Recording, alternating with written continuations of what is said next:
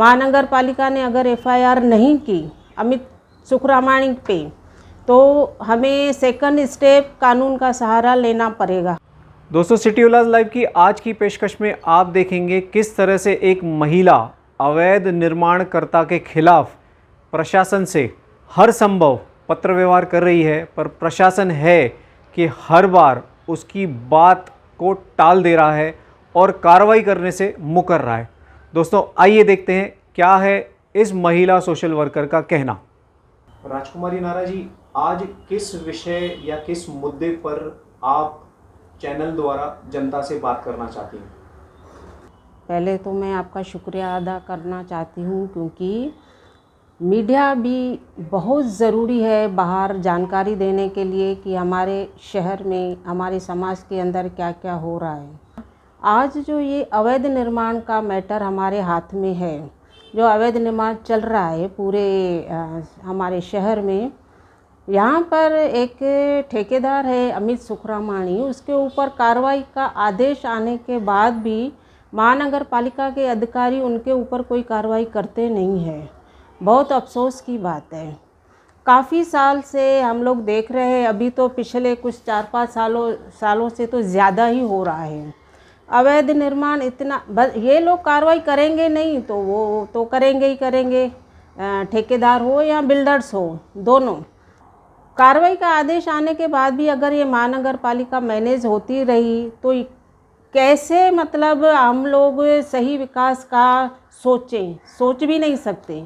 और ये जो अवैध निर्माण हो रहा है उसमें लोगों की जानें कितनी जा रही है, किसी को कोई एहसास नहीं, ना तो ठेकेदारों को, ना बिल्डरों को, ना महानगर पालिका के अधिकारियों को। हमने अभी कहा है महानगर पालिका को ठेकेदार के ऊपर एफआईआर होनी चाहिए।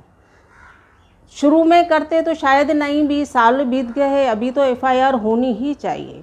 महानगर पालिका ने अगर एफआईआर नहीं की अमित सुखरामाणी पे, तो हमें सेकंड स्टेप कानून का सहारा लेना पड़ेगा हमें। यहाँ पर पैनल 6 में अमित सुखरामाणी ने झूलेलाल स्कूल के सराउंडिंग में इतने अवैध निर्माण किए हैं। बार बार हम लोग अर्जियाँ देते हैं, लेकिन महानगर पालिका कोई सुनवाई करती ही नहीं। ऐसे हालात में हम क्या करेंगे? हम भी तो यही करेंगे ना, फिर एफआईआर भी होगी, कानूनी कार्रवाई भी होगी, दोनों पर, ठेकेदारों पर भी और महानगर पालिका के अधिकारियों के पे भी। वो लोग टैक्स लेते हैं, या हम लोग तो देखते हैं कि मेरे खुद के 2 फाइलें गुम हो गई है। अभी मैं कौन सी ठेकेदार हूँ, बड़ी बिल्डर हूँ, मेरे फाइल गुम किए गए हैं महानगर पालिका के अंदर कमाल ऑफिस से फाइलें गुम। और तो और ये जो सहायक आयुक्त है, ये बहुत मैनेज किए जाते हैं।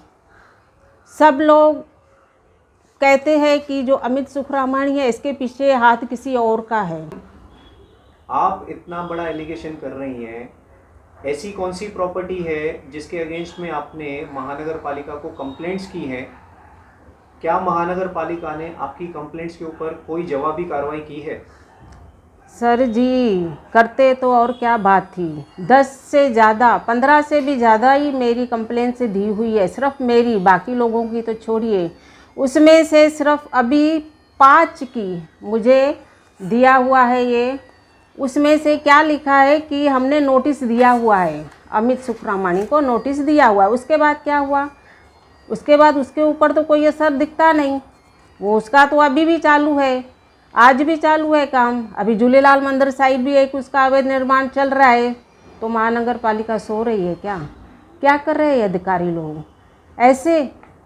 अभी इसका करना क्या है वो भी तो बताए मुझे महानगर पालिका। अभी आयुक्त को, मुझे लगता है आयुक्त को पता नहीं है। आयुक्त को अभी जाकर मैं मिलूंगी, उन्हें बताऊंगी कि आपके अधिकारी क्या कर रहे हैं। एफआईआर होना ज़रूरी है, ये ऊपर से आदेश आया हुआ है। सो वो नोट कर ले महानगर पालिका के अधिकारी भी और अमित सुखरामाणी भी। इस विषय में अगर एफआईआर नहीं होती है तो आपका आगे का स्टेप क्या होगा? हम लोग इतना परेशान हो गए हैं, हम लोग ठेकेदारों से ज़्यादा अधिकारियों से परेशान है। अगर अभी भी एफआईआर नहीं हुई तो कानून तो है ही हमारे साथ में। हमें कानून का सपोर्ट लेना पड़ेगा। और ये पूरा शहर जानता है, इवन कोर्ट भी जानती है, जज भी जानता है कि अवैध निर्माण में महानगर पालिका पूरी तरह लिप्त है।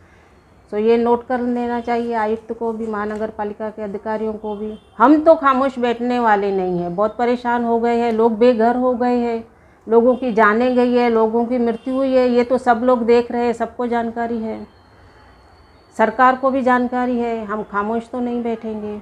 ऐसा क्या है कि आप खुद से इतनी सारी कंप्लेंट्स कर रहे हो और आपको जवाब न मिलने के बाद भी आप कंप्लेंट्स करते ही जा रहे हो, तो इस बातों के पीछे आपका जो है वो एजेंडा क्या है?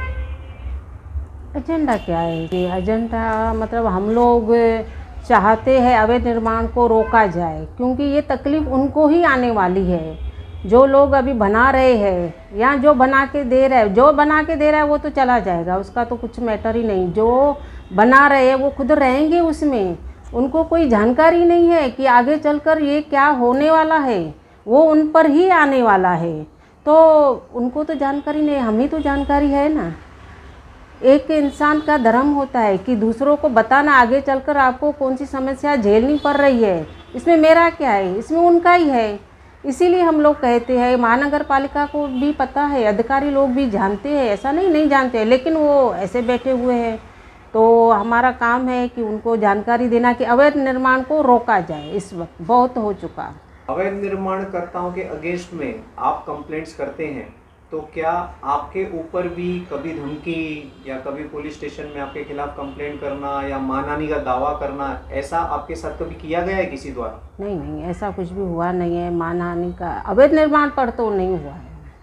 बाकी किसी मैटर में हुआ है। अभी ये जो अमित सुखरामाणी है वो सिर्फ अवैध निर्माण नहीं करता ना सर जी, वो लड़कियों की दलाली भी करता है। जो अमित सुखरामाणी है वो सिर्फ अवैध निर्माण नहीं करता ना सर जी, वो लड़कियों की दलाली भी करता है, जिसका हमने पुलिस स्टेशन में तो FIR होती है, लेकिन वो कि ये लोग झूठ मूठ बोलते हैं। इसीलिए फिर हम लोगों ने अभी राष्ट्रपति भवन का दरवाज़ा खटखटाया है, वहाँ से भी आदेश आया हुआ है। देखते हैं, अभी कार्रवाई तो होना ज़रूरी है। इस मामले में आपके पास डिटेल्स हैं? लड़कियों के जो दलाली करता है, हाँ डिटेल्स है। मैंने पहले भी बहुत सारी कंप्लेनें की है पुलिस स्टेशन में, वो भी है। और अभी तो जो राष्ट्रपति भवन से आया है कार्रवाई का आदेश, वो भी अभी जनता के सामने लाना बाकी है।